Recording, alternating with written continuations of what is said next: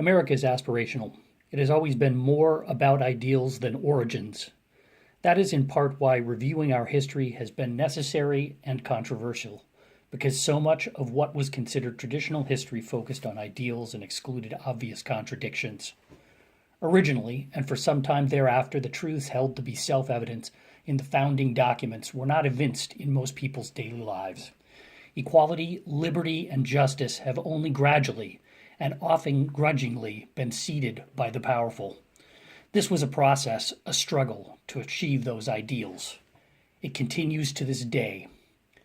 In retrospect, those struggles were aspirational, and they remain inspirational. Ideals are more important than origins. What we make of ourselves is more important than where we came from. That is as true today as it was before the nation was even conceived by persons who came for many reasons, not all honorable, often ignoble. Whether seeking fortune or fleeing oppression, the variegated characters who brought forth the beginnings of what we now have all aspire to something better here, sea to shining sea, and parts between. Everywhere in our land is America. Everyone here is part of the aspiration to make this nation. In the effort to find common ground, America is still a work in progress. New arrivals and citizens with a long pedigree alike aspire to the idea of being American. As others fought to give us liberty, we must struggle every day to preserve it. This struggle takes place first inside each of us. It starts with recognizing the common dream.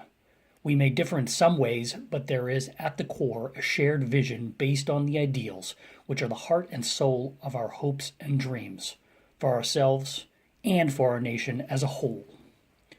Much is made of the American dream. Unfortunately, the dream has come to be more about lifestyle and material trappings than about the conditions that provide for even these paltry things, let alone the things that really matter. What good are things without enjoyment? More is made of the things themselves than the environment, both natural and social, that allows for us to enjoy them. Owning a house, rather than having a home, is the stated goal. A house is not a home without the family and feeling to fulfill it. Property is not only seen as more important than happiness, but also seems often to replace it in people's lives. But things never could replace the love of those who truly love us and show it in unaccounted ways beyond price. In our ad-driven lives, gifts have replaced giving. We speak of experience-based buying or simply buying experiences instead of having and sharing moments in our lives with those we love and who love us. Spending money on something is the emphasis rather than spending time with others. We fail to ask obvious questions. How can anyone enjoy anything when others are suffering right next door? It's both practical and emotional. For when the gap between the wealthy few and impoverished many grows too great, the wealthy lose the richness of daily life in a stable community. The freedom to move safely, to go shopping or to school, to participate in ordinary life is lost. When happiness is perceived as material, not emotional, where is the satisfaction that comes from helping, from serving others? We become more consumers and less citizens. No longer neighbors, we isolate ourselves with these attitudes and the way we think and speak. We say there are winners and losers, but we have all lost community. Even our most intimate relationship becomes strictly business. Everything is seen as competition.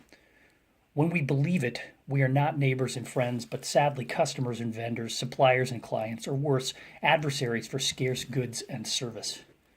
Here, surrounded by abundance and waste, there are those who seek only to get more for themselves.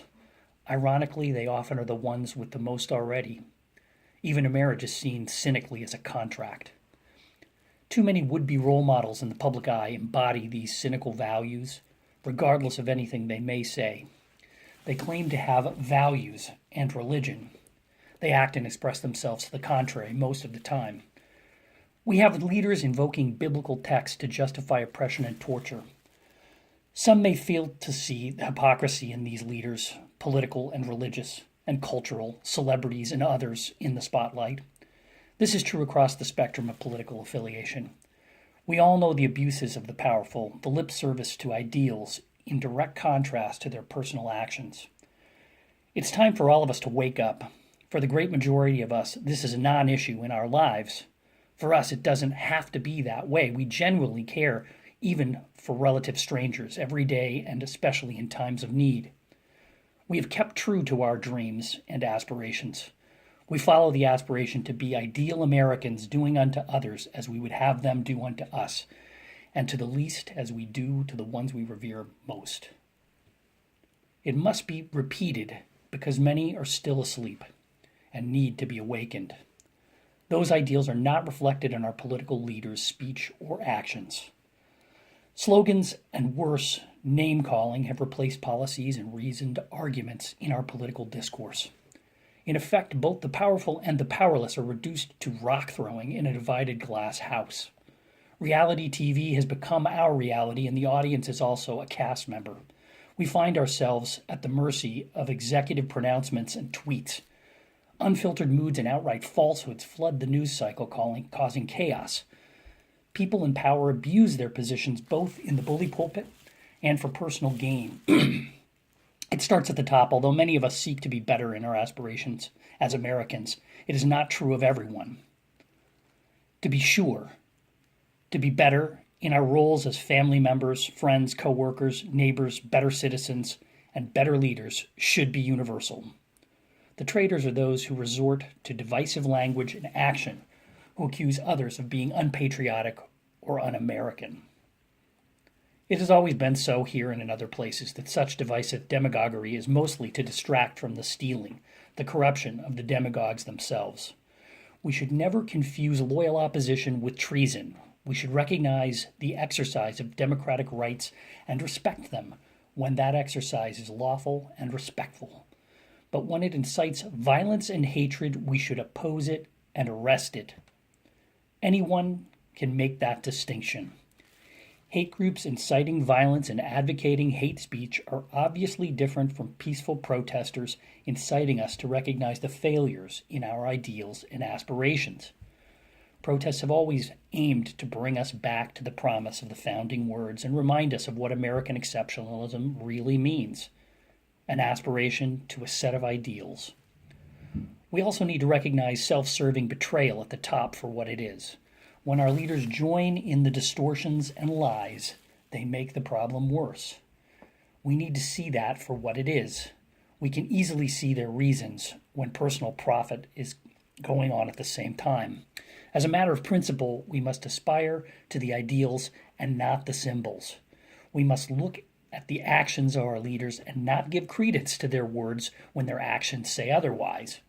When protesters are criticized for not respecting a symbol, while the leaders themselves have no respect for the constitutional ideals for which it stands, our nation stands in peril. Symbols have become more important than what they stand for. That is something none of us should ever stand for. A significant number believe we needed a shake-up from the top to expose the illusions of our faulty democratic vision. The electoral system is broken.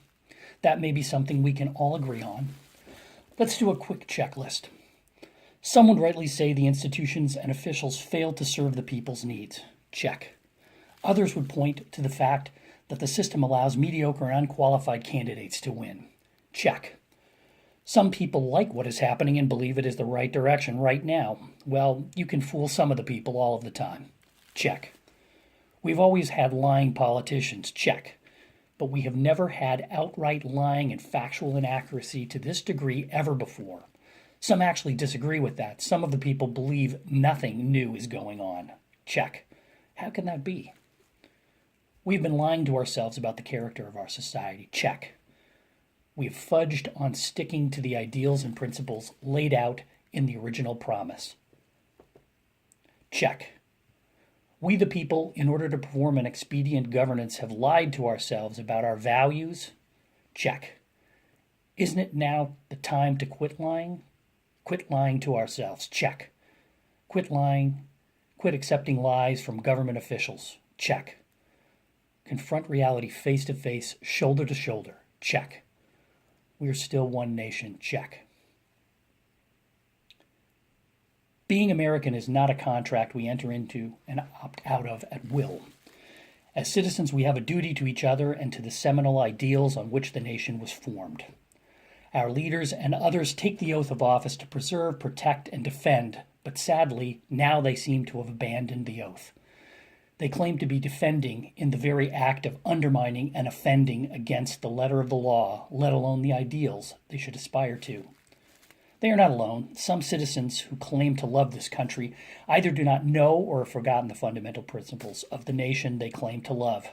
They claim they have respect for the law while flouting it and supporting flagrant transgressions against others in their communities and generally by corrupt leaders at all levels of government. What can honest people do to counter this hypocrisy? We must prevent our passions from getting the best of us and seek the better angels of our nature for guidance. Remember the deeds and words of those who came before and advanced the cause of freedom and justice for all. Hearken again to the ever-present memory from every struggle and every past act of patriotic adherence to the truths held self-evident. As a great leader, Abraham Lincoln stated on the day he took office, "We are not enemies, but friends." If we keep that in mind as we wrangle this animal of Americanism and the effort to make this a better place for all, every living heart across this land will once again beat to the music of differences within the same American chorus, and from the many we will become one. Where we begin should never determine who we can become.